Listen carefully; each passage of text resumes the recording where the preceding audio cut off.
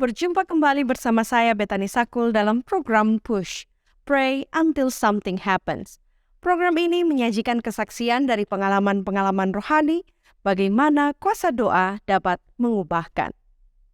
Manusia boleh meminta, akan tetapi kehendak Tuhanlah yang jadi dalam kehidupan kita. Saat ini, seorang guru akan membagikan pengalamannya bagaimana jawaban dan rencana Tuhan dalam hidupnya. Mari kita ikuti kisahnya.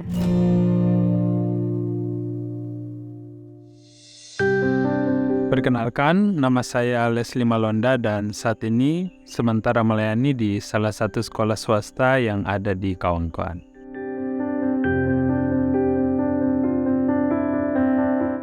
Baiklah, pada saat ini saya ingin bagikan sebuah kesaksian hidup saya, di mana kesaksian hidup saya bercerita tentang pengalaman yang saya alami, terlebih khusus dengan keluarga saya. Jadi saya sudah beristri dan memiliki 2 orang anak. Dan apa yang menjadi tantangan dalam kehidupan saya adalah ketika pada waktu itu, tepatnya di bulan September tahun 2021, saya mendapatkan informasi yang mengagetkan, di mana pada saat itu diketahui bahwa istri saya, di mana kami sudah kawin sudah hampir 6 tahun, dia terdiagnosa oleh dokter ahli penyakit dalam bahwa dia sudah menderita penyakit gagal ginjal. Pengalaman ini tentu memberikan dampak bagi emosional saya, istri saya, bahkan keluarga saya. Oleh karena bukan hanya pengalaman ini, tetapi diketahui juga bahwa adik dari istri saya, kedua-duanya meninggal karena gagal ginjal. Sehingga ketika istri saya terdiagnosa dengan penyakit ini, dia mengalami dampak emosional yang sangat-sangat luar biasa. Bahkan ada muncul rasa takut yang luar biasa untuk meninggal dunia. Dan pada saat itu ketika kami mengetahui informasi tersebut, tentu ada langkah-langkah yang kami lakukan, baik itu dalam bidang kesehatan, dalam bidang perawatan, bahkan di dalam bidang spiritual. Seperti tidak bisa percaya, namun apa yang harus bisa saya lakukan adalah saya menerima kenyataan yang ada. Pada saat itu saya berdoa, bergumul dan berpuasa, dan akhirnya pada tanggal 22 Februari tahun 2022 Tuhan mengizinkan dia untuk beristirahat.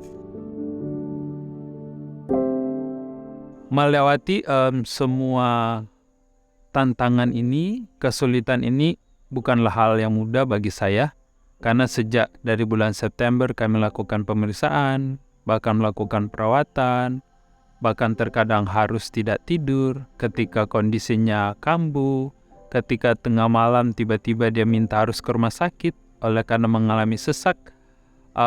Saya menyadari bahwa pergumulan yang belum pernah saya alami terjadi pada saya saat itu. Bahkan bayang-bayang rasa takut akan kehilangan itu terus muncul, bahkan di setiap saat ketika saya menemani dia untuk bisa menjalani sebuah proses perawatan dan pengobatan, bahkan beberapa kali harus dirawat di sebuah rumah sakit. Pengalaman ini seperti membuat saya seolah-olah tidak bisa menerima kenyataan apa yang sementara terjadi. Melihat kondisi dirinya yang dari hari ke hari berjuang dan bergumul untuk mengatasi sakit penyakit ini, tentu salah satu jalan keluar yang bisa saya lakukan adalah dengan berdoa, bahkan berpuasa.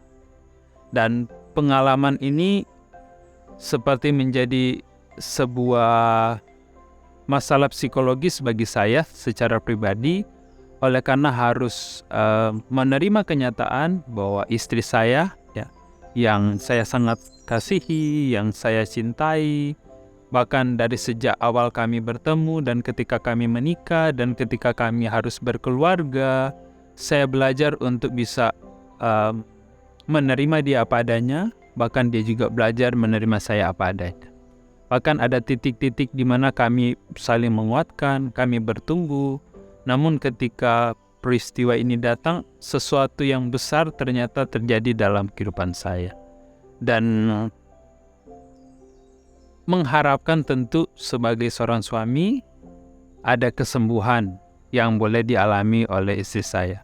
Namun menyadari bahwa ada titik di mana dalam hidup saya terbatas, di mana sebelumnya saya sering membawakan seminar, membagikan materi-materi kesehatan, tetapi di dalam doa saya berpikir kenapa ini harus terjadi dalam hidup saya. Salah satu jawaban yang bisa saya dapatkan di dalam doa bahwa saya sementara hidup di dunia yang berdosa. Dan di dalam kondisi ini tidak ada yang sifatnya mutlak, di mana apa yang kita inginkan akan terjadi seperti apa yang kita harapkan. Jawaban Tuhan dalam pergumulan ini tentu tidak seperti apa yang saya harapkan.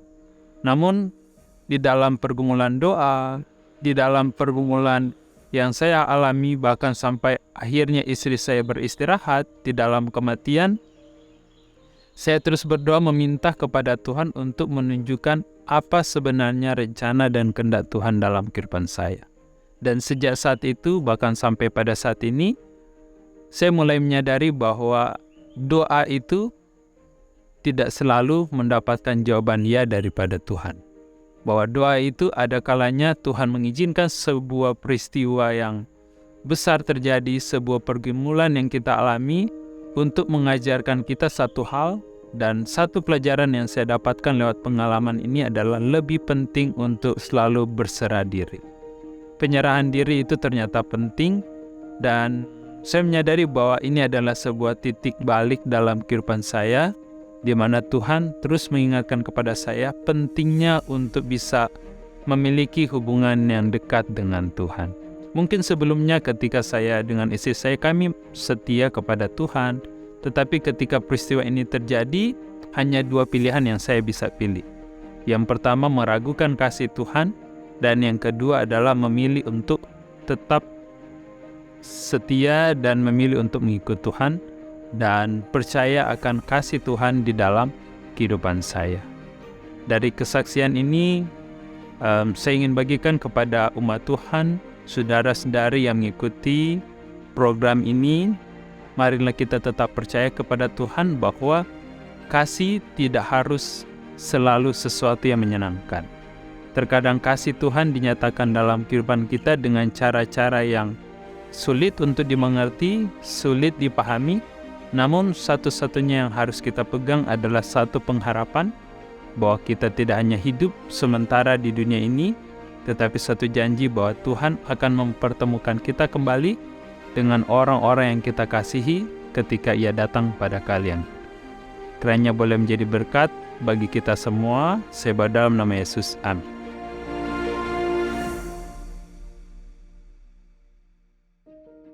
Saudara-saudaraku, saat ini kita hidup di dunia yang berdosa. Maka lebih penting bagi kita saat ini untuk hidup bergantung sepenuhnya kepada kehendak Tuhan. Walaupun jawaban Tuhan tidak seperti yang kita harapkan, tetapi biarlah kita terus berdoa dan meminta Tuhan untuk menunjukkan apa rencananya dalam kehidupan kita. Yesaya 55 ayat 8-9 berkata, "Sebab rancanganku bukanlah rancanganmu, dan jalanmu bukanlah jalanku. Demikianlah firman Tuhan, seperti tingginya langit dan bumi, demikianlah tingginya jalanku dari jalanmu, dan rancanganku dari rancanganmu." Berikut ini kita akan ikuti doa yang akan dibawakan oleh Pendeta Edward Taliwongso. Kepada pendeta, dipersilahkan. Terima kasih Bethany dan sahabatku. Ya saudara berada, mari kita tunduk kepala dan kita berdoa. Terpujilah Engkau Bapa Tuhan kami, Allah kami, Tuhan pencipta langit, bumi, laut, dan segala isinya. Engkau layak menerima segala pujian, penghormatan, dan penyembahan kami. Engkau adalah inti dari setiap kesaksian yang telah kami dengarkan, yang telah menggugah hati kami, yang telah mengarahkan pandangan kami kepada Engkau sebagai Allah yang menjawab doa, Allah yang maha menyediakan jalan keluar untuk setiap pergumulan yang dihadapi oleh anak-anak-Mu. Kami mengucap syukur pada kesempatan ini, di mana sekali lagi kami telah mendengarkan kesaksian hidup yang boleh menginspirasi kami untuk setia kepada Tuhan.